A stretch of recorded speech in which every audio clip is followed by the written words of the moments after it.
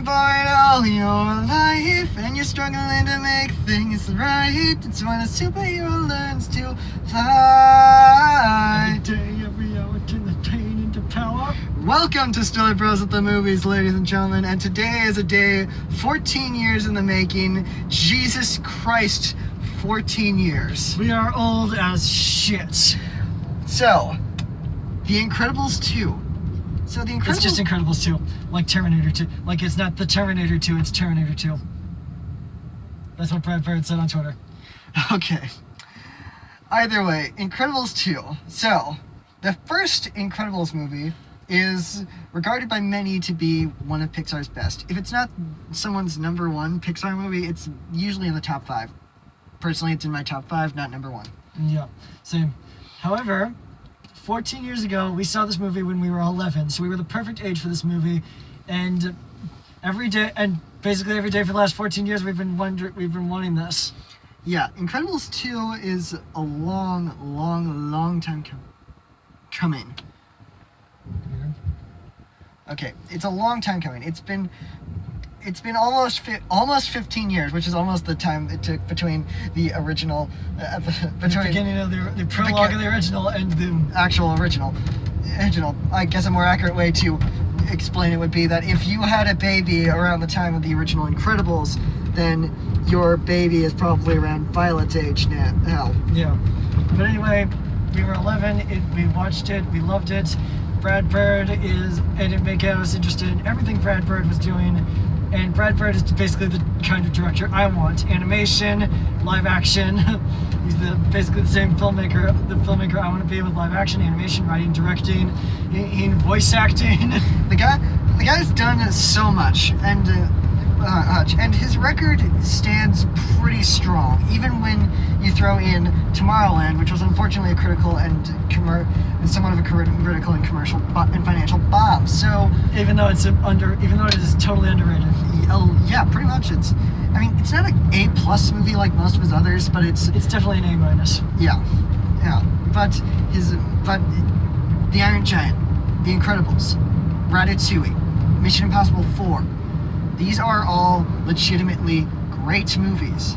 And so Brad Bird's record holds pretty well as a writer, director, actor. And now he's finally giving the people what they want, which is a sequel to arguably his most popular movie.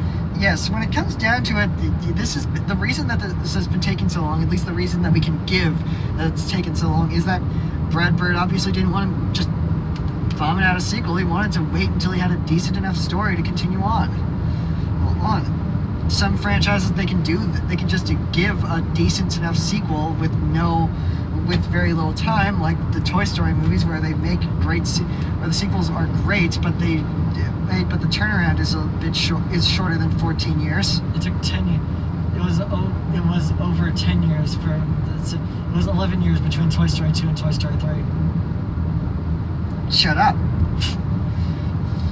Anyway, but we got the whole cast back. Well, almost the whole cast. A couple of cast members couldn't leave because they couldn't stay because their characters are either dead or they grew out of the role, or one of them or in one case they sadly passed away. Or in a couple of cases actually, but in a couple of cases the actor sadly passed away. But we've got Craig T. Nelson returning as Mr. Incredible, Holly Hunter returning as Elastigirl, Samuel L. Jackson returning as Frozen, Sarah Vowell as Violet and but we've got new people like Bob Odenkirk coming in and Catherine Keener coming in as new big actors in the Dever, her siblings. Jonathan Banks taking over for the late Bud Lucky in the role of Rick Dicker.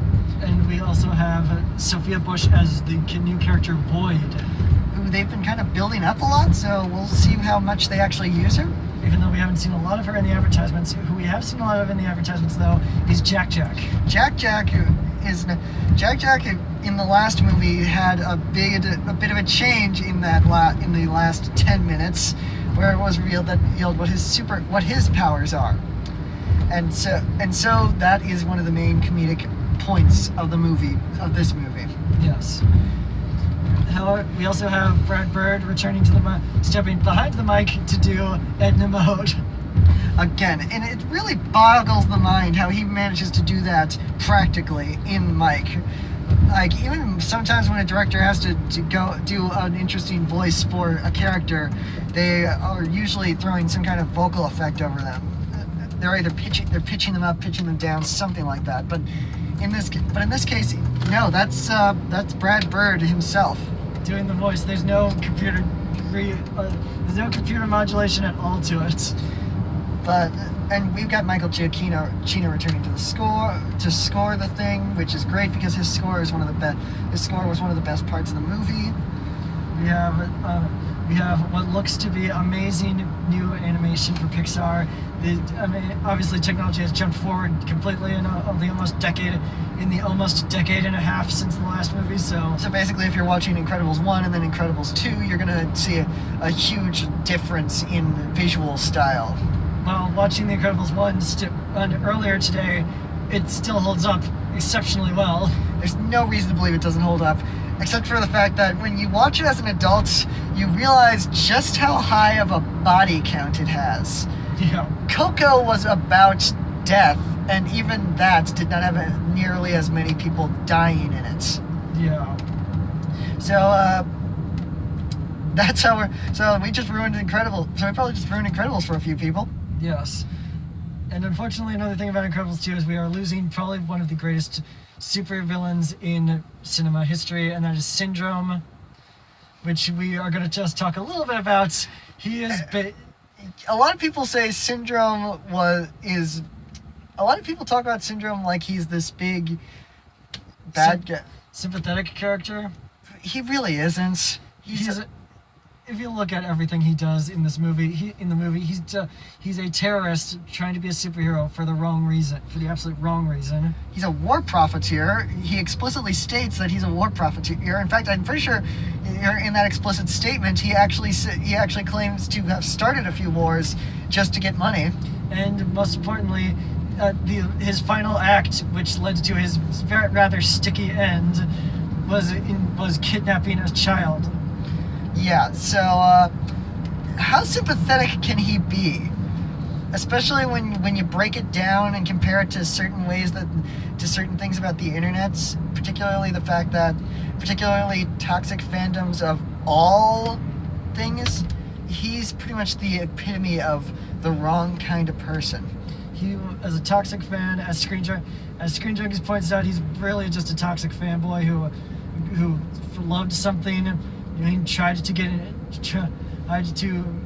more involved, huger into it, found out that it wasn't everything he expected, and then openly waged war against it. Brad Bird predicted the Star Wars backlash before Disney even thought to buy Star Wars. Brad Bird wrote the kind of assholes who bullied Kelly Mitchell-Reed Tran and Millie Bobby Brown off of social media. So, now that rant is out of the way, Syndrome's garbage. Yeah, Syndrome's a garbage. Good villain, garbage human being. Yeah. But now that that's out of the way, we're just gonna go off. We have higher expectations for this movie than most others because it's gotten because critical reception has basically stated that this is the movie we have been waiting for almost 15 years.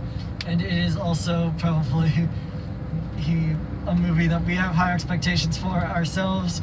Gonna try to be as unbiased as possible because but at the same time, we have been waiting for this movie since we were 11 years old. We were playing the follow-up with action figures shortly after seeing it. So we're gonna just it's time. It's time. We've had every follow-up we've reacquainted ourselves with every follow-up story from we saw the freaking Ice Show, which was essentially a sequel. And we've acquainted ourselves with the way that they've followed this up. And essentially, this is now this is the canon. This is going to be the canon. We have always wondered what happens after we get to the end, which was very closed. And we would have been happy if it ended there, but we're glad that we're getting a sequel now. So yeah. So now that we've rambled, now that we've gone back to our usual rambling style, let's see you guys after the jump. Yeah. After all these years, was it worth it? Yeah. Yeah, it was. It felt like it was definitely worth waiting for. 14 years led up to this, and it was well worth the wait. It's just so great to see these characters again. Yeah, it's just such a great feeling to feel like to have something that feels familiar but new. So, let's talk about it. The animation is incredible, but that's basically a given with every Pixar movie. Yeah. Even the Pixar movies that people don't like as much, at least still have great animation. And this one, the animation is way better than the first Incredibles because the character designs had a huge change up. The characters are a bit more. Problems they had in the first movie are gone completely. They're not problems anymore. Violet's hair is not an issue. Clothes, cloth, skin, eyes, everything. It's not an issue anymore. And the thing is, there's little things that you notice as you're watching the movie where you kind of see the changes, like changes. Dash has freckles, noticeable freckles now. Dash's freckles are more noticeable. We got a lot more we got better skin textures. We can see. It's to the point that we can get up close and see like pores and stuff. Hair is more manageable. You get to see little details that you didn't see in the last movie. The characters are still good. It's still basically a superhero story. The way that it's still a family-oriented superhero story. So we still get all the dynamics that we had in the first movie. We still got Dash, a rambunctious kid. Violet's not exactly the wallflower she was in the first movie, but Violet has other social problems that she's got to deal with in this movie. we got Helen dealing with all the stuff that she's dealing with the fact that she's now basically going to help supers become legal again. That's as it is the plot of the movie. And Bob's just trying to keep it all together because he's the stay-at-home dad now. And Jack steals basically every scene he's in with what they do. And I'm so glad that Brad Bird finally got to use his gooey Jack. Yeah. There's some stuff that was not cut. There was some stuff that was noticeable watching the behind the scenes of the original Incredibles and then seeing it finally brought to life after all these years. And Michael Giacchino's score is still incredible because why wouldn't it be? Next to it, he's got another score coming out. He's got another one of his a movie with another one of his scores coming out. So that's gonna be great. So that's gonna be pretty fun. We have an amazing cast. Brad Bird obviously did an amazing job with the directing and writing. And he's kills it as Edna once again. With as little as she is in this movie, she is pretty much the center of the movie the second she comes on screen, for the most part. And we got Samuel L. Jackson as Frozone. He's kind of not in the movie a lot either, but the fact that he is in what little he is in the movie, he's present. He's fun. It's just great to have everyone back. Craig T. Nelson is killing it as Bob Parr, just simply because the arc is a little different than what we got in the first movie, where he was learning that he doesn't need to be super to be a good dad. Now he's just learning how to do that after that fact. We have Helen Hunt kind of carrying... Holly Hunter.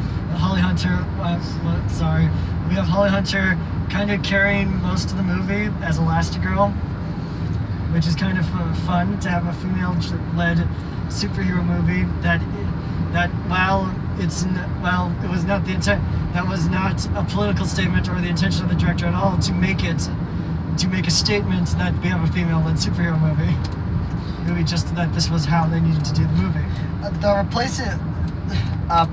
replacement actor for Dash, Huck something. Yeah. I don't know. Huck something.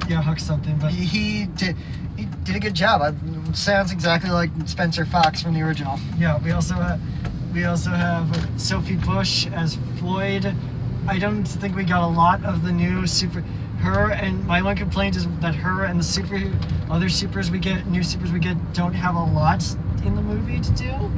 I wish we could have seen more of them. I wish we could. That's the one thing about this movie. I wish we could have seen more. Like, there's more that could have been there. And it's not like the movie's lacking. It's 2 hours long. It's almost exactly 2 hours long. So there's a lot to go through.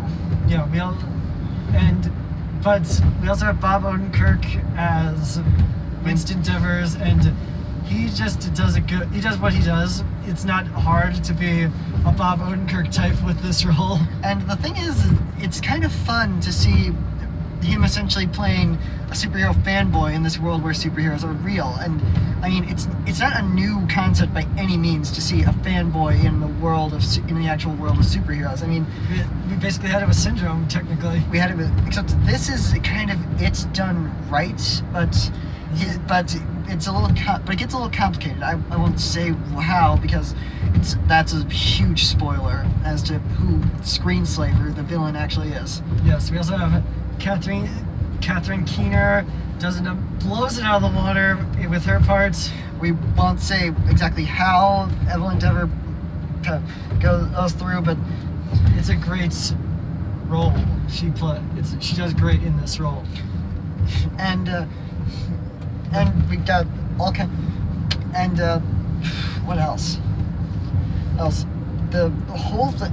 Look, it's 14 years we've been waiting on this. It's not disappointments, but it's not better than the first movie either. It's hard to measure up to the first movie in a lot of ways, but I think it's good. But it's good. It's a good movie. It's a movie. I don't want to be one of those guys who got their hopes up way too high and got disappointed because the entire movie just because they didn't like certain aspects of the movie. This movie met my expectations. That's all I wanted, and while I'm not 100% happy with everything that happened, I love this movie. I really do.